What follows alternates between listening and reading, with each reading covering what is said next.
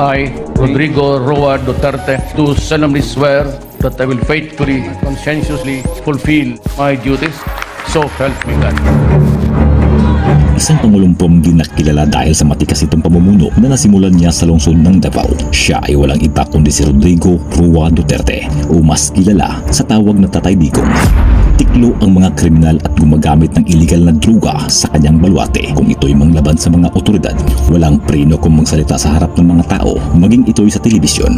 Bagay na ikinatutuwa ng karamihan habang ikinagalit naman ng iilan. Sa kanyang kandidatura sa pagkapangulo, naging kaabang-abang ang naging eksena habang palapit na ng palapit ang eleksyon. Buminta sa madla ang kanyang karakter, naging maugong at minahal ng lahat dahil sa pagiging totoo nito sa sarili.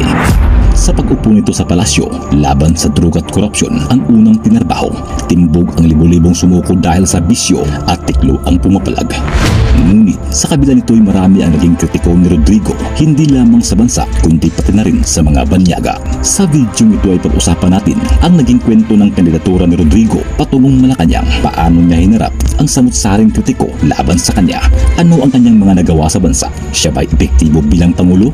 Maghanda ka kapatid dahil dadalhin ko kayo sa isa na namang paglalakbay. Kaya't simulan na natin. Para lubos nating makilala si Rodrigo, maaari niyo pong panoorin mga kapatid ang unang bahagi ng ating kwento. Ilalagay ko po sa description ang link ng naturang video. Inaabangan ng mga tao ang pagtakbo ni Rodrigo sa pinakamataas na posisyon sa bansa, ang pagkapangulo. Ngunit napakalaking hamon ito sa panig ng taga-suporta ni Rodrigo dahil hindi naging madali sa kanila na makumbinsing patakbuhin ito sa pagkapangulo. Nagmistulang roller coaster ang naging tema sa kanyang pagtakbo dahil makailang ulit itong tumanggi sa harap ng mga tao. Sa kabila ng pagtanggi ng alkalde, hindi nagpatinag ang mga taga-suporta ni Rodrigo. Nagpakita ito ng malawakang pwersa sa pamamagitan ng malawakang rally sa iba't ibang panig ng bansa, partikular sa Mindanao, at pagpapakalap ng milyong-milyong pirma bilang panawagan. Sa kabila ng ginawa ng kanyang taga-suporta mula taong 2014, mariin pa rin tinanggihan ni Rodrigo ang pagtakbo nito para sa national election, bagay na ikinadismaya ng kanyang mga taga-suporta. Taong 2015, nabigla ang lahat noong naglungsad si Rodrigo ng isang aktibidad na kung tawagin ay listening tour sa iba't ibang panig ng bansa upang isulong ang federalismo. Ngunit ito pala ay pamamaraan ng kanyang kampo upang makuha ang puso ng mga tao. 9 na buwan bago mag-eleksyon, painit na ng painit ang eksena habang si Rodrigo ay patalim na ng patalim ang mga binibitawang pahayag sa harap ng madla. Kasabay nito, lumulubo na rin ang mga taga-suporta ni Rodrigo. Ang karisma nito sa mga tao ay paunti-unti nang lumalabas sa isla ng Mindanao. Isang araw bago ang pinalapaghain ng Certificate of Candidacy, isang kandidato mula sa partidong PDP Laban ang naghain ng COC sa pagkapangulo. Ito ay ang kapartido ni Rodrigo na si Martin Dinyo. Nabigla ang lahat dahil hindi ito ang inaasahan nilang kandidato para sa PDP Laban. Ngunit lingid sa kaalaman ng lahat, ito pala'y estratehiya ng partido. Bagamat galit ang ilan dahil walang Rodrigong sumipot para maghain ng COC, nabuhayan naman ng loob ang karamihan dahil ayon sa panuntunan ng COMELEC, may hanggang December 10 pa ang magiging palugit ng mga partido upang palitan ang kanilang kandidato kung sakaling ito'y namatay o di kaya madisqualify. Nang salain ng COMELEC ang listahan ng mga kumandidato, nagsitaasan ang kilay ng mga kritiko na bumabatiko sa kredibilidad ni Martin Dinyo kahit na ito pa ay miyembro ng partidong PDP Laban. Dahil sa mga pangyayaring ito, nainsulto si Dinyo dahil sa pagkwestiyon nito sa kanyang kredibilidad at noon ngang October 29, umatras si Martin Dinyo na magpapili bilang pangulo at ang inaasahang papalit bilang representante ng partidong PDP Laban ay si Rodrigo. Ngunit mariin pa rin itinatanggi ng alkalde ang pagtakbo nito sa pagkapangulo. Habang umaarangkada ang samut-saring diskwalifikasyon ng mga kandidato, partikular sa kaso ni Senadora Crespo, nabaling ang atensyon ng Senado kung saan dinidinig noon ang kandidatura ng Senadora. Ngunit nang paboran ng Senate Electoral Tribunal ang kandidatura ni Po, ginulat ni Rodrigo ang lahat sa kanyang deklarasyon. November 23, 2015, formal na idiniklara ni Rodrigo ang kanyang kandidatura na magpapili bilang pangulo sa ilalim ng partidong PDP Laban. Kung anong bagal nitong magpasya sa pagtakbo, ay siya namang tuloy nito sa pagpili ng kanyang pangunahing plataforma. Handa itong ipatupad ang kamayng bakal na pamumuno tulad ng ginawa niya sa lungsod ng Davao. Ika nga ni Rodrigo, change is coming. Isa sa kanyang plataporma ay ang pagsugpo sa illegal na droga sa loob ng 6 na buwan kahit na mauwi ito sa pagdanak ng dugo alang-alang sa seguridad ng mga Pilipino. Dagdag pa ni Rodrigo na handa niyang ibuwis ang kanyang buhay kung hindi niya ito mapanindigan.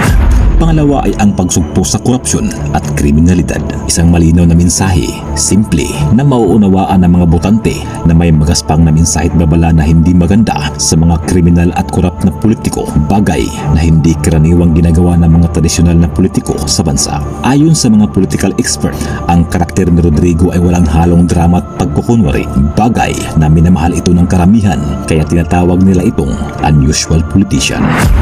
May 12, 2016 kung saan magaganap ang national election ng bansa at sa paghatulungan ng taong bayan, landslide win pabor kay Rodrigo na may 16 million votes at sa pag-upungan nito, kampanya laban sa illegal na druga ang tema ng kanyang administrasyon kung saan naging madugo ito at nabalot ng kritisismo mula sa oposisyon at maging sa International Criminal Court o ICC. Ngunit sa kabila nito'y marami pa rin ang sumang-ayon sa ligasiya ni Rodrigo kung saan pumalo ito sa 91% approval ratings, bagay na ikinabilib ng karamihan. Nabalot man ng kontrobersiya ang giyera kontra droga ng pamahalaan na pilit ibinabato ng oposisyon, hindi pa rin ito hadlang upang matabunan ang mga hindi pangkaraniwang nagawa ng Pangulo. Si Rodrigo lamang ang tanging Pangulong sumungag sa mga maimpluwensyang pamilya at oligarkiya sa bansa, kung saan inisa-isa ni Rodrigo ang may mga kayang pamilya at korporasyon na umaabuso dahil sa hindi patas na pagbabayad ng buwis. Isa na riyan ang Mighty Corporation na may bilyon-bilyong halaga na utang sa pamahalaan. Ito ay isa sa pinakamalaking utang na naitala sa kasaysayan ng Pilipinas. Bagay na ang perang isinauli sa bayan ay siya namang naging pundo ni Rodrigo para sa mga pangunahing proyekto ng kanyang administrasyon. Tulad na lamang ng Build program na naglalayong magpatayo ng maraming infrastruktura sa bansa at mga pangunahing kalsada at tulay. Isa rin ang rehabilitasyon sa Marawi noong naging sentro ito ng digmaan taong 2017. Ginamit din ang pundo para sa rehabilitasyon sa Ormoc noong nayanig ito ng magnitude 6.7 na lindol at marami pang iba. Sa ilalim ng kanyang administrasyon, pinirmahan ni Rodrigo ang free tuition law na nagbibigay ng libreng matrikula sa mga pampublikong kolehiyo at universidad. Isa rin sa mga nagawa ng kanyang administrasyon ay ang bansang Moro Organic Law para makapagbigay ng higit na autonomiya sa mga kapatid nating Muslim, partikular sa isla ng Mindanao, at ang pagpapabalik ng death penalty sa bansa para sa mga heinous crimes. Bagay na ilan lamang ito sa mga nagawa ng kanyang administrasyon na magbibigay kaginhawaan hindi lamang sa ngayon kundi sa susunod na henerasyon. Ayon sa talaan ng PNP, bumaba sa mahigit 20% ang pangkalatang bilang ng krimen sa buong bansa matapos umarangkada ang kampanya laban sa droga. Bagay na ramdam ng halos lahat ng mga Pilipino sa kanyang administrasyon sa positibo o negatibo mang paraan. Sa huling taon ng kanyang panunungkulan, namamayagpag pa rin ang kanyang approval ratings ayon sa survey ng SWS. Bagamat ito'y masakit para sa mga kamag-anak na sangkot sa illegal na droga, ang kapakanan ng bawat Pilipino, mapayapang pamumuhay at kinabukasan ng karamihan ang prioridad ng kanyang administrasyon.